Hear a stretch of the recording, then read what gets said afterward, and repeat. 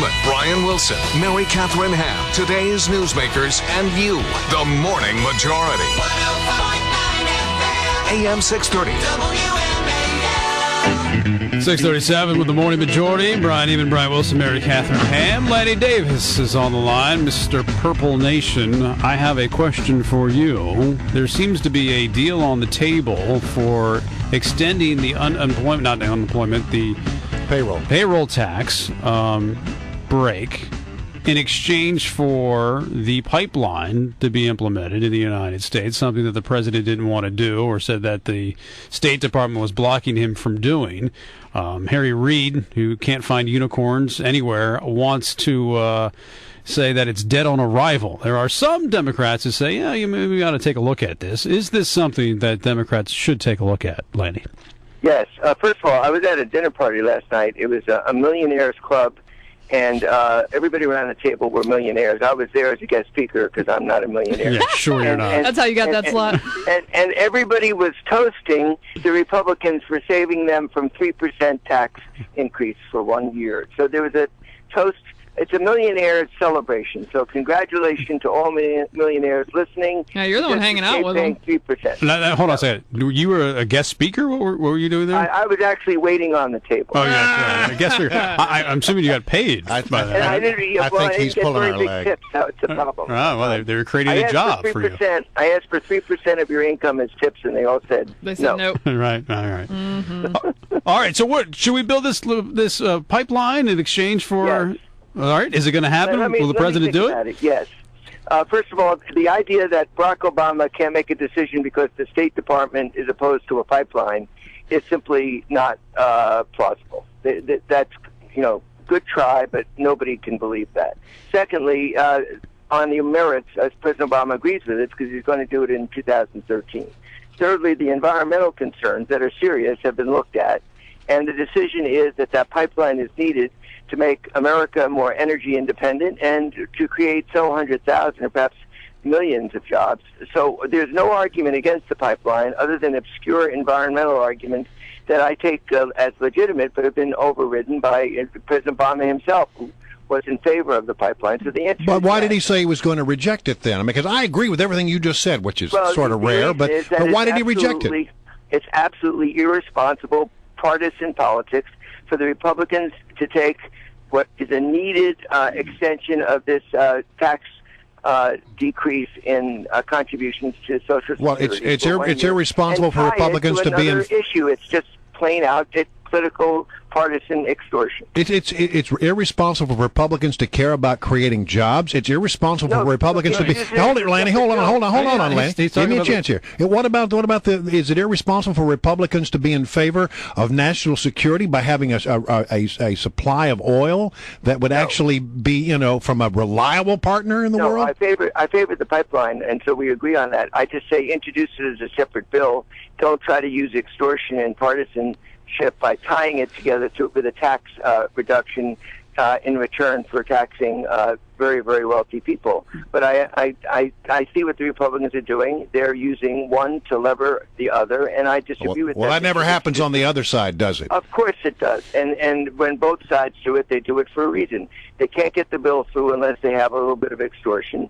And they put on something that everybody does that, on defense bills. Everybody needs to vote for the defense bill, so they'll throw on their earmark. So this is an old tactic. It's not just Republicans that do it. In this occasion, though, it is about unemployment extension and about a tax cut that the middle-income people really need. And I don't think the Republicans should have linked the two. I think they should have had an up or down vote on the pipeline, and I would have definitely voted in favor of it.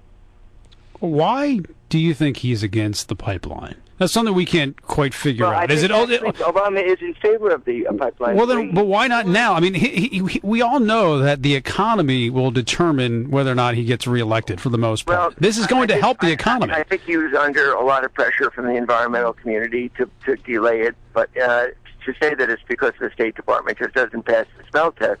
But I think he is in favor of it. Most Democrats are in favor of it. The environmental concerns, which I do always take seriously, really are minimal compared to the advantage of this pipeline and the jobs it will create.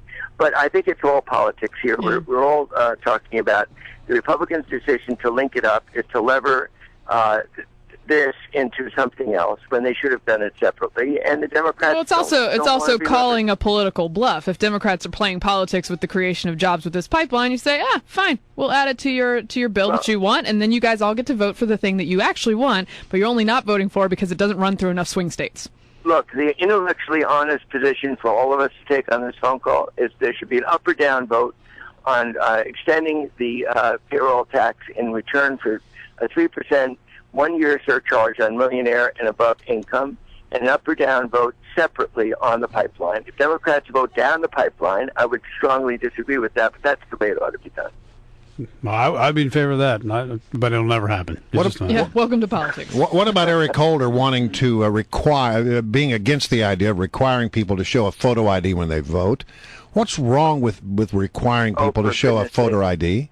Do you really think that this is about a photo ID? Well, what's it really about then? It's about a poll tax of reducing the number of voters who are minority and low-income voters who are Democrats.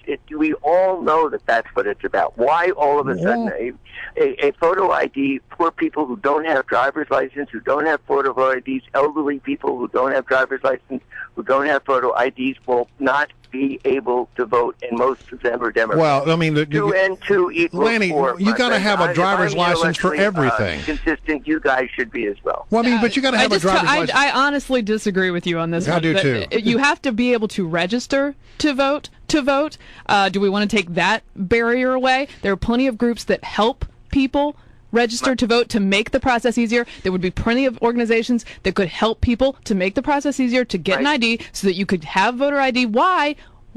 Because there is another form of disenfranchisement, which is voter fraud. And when people cancel out other people's votes by making up Donald Duck votes, then you get that too. And it just seems like not a terribly high barrier to me. I am sure against voter fraud. So this country has existed as a nation since 1788.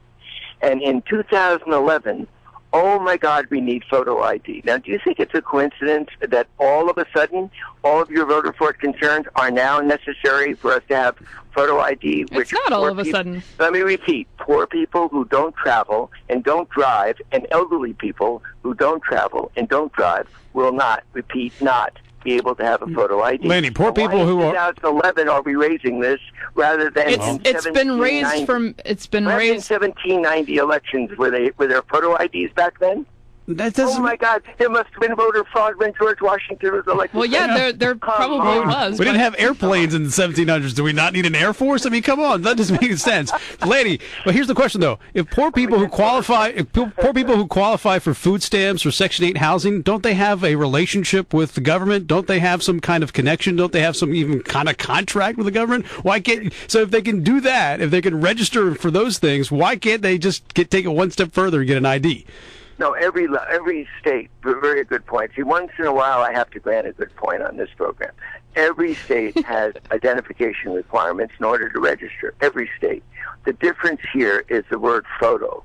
And the poll tax, as you know, was used to prevent blacks from voting in the South because the idea was, well, you should pay for all the election officials. But it was used, we all know now, historically, to block poor blacks that didn't even have $10 to be able to vote. So that was ruled unconstitutional. To require a photograph when people don't have photographs is literally a bar on voting. There are other ways you can offer, which is currently the case in states, to prove your identity without requiring a photograph that a lot of people don't have. Well, you always give us a good discussion, a good rousing discussion. Thanks, Lanny. Good to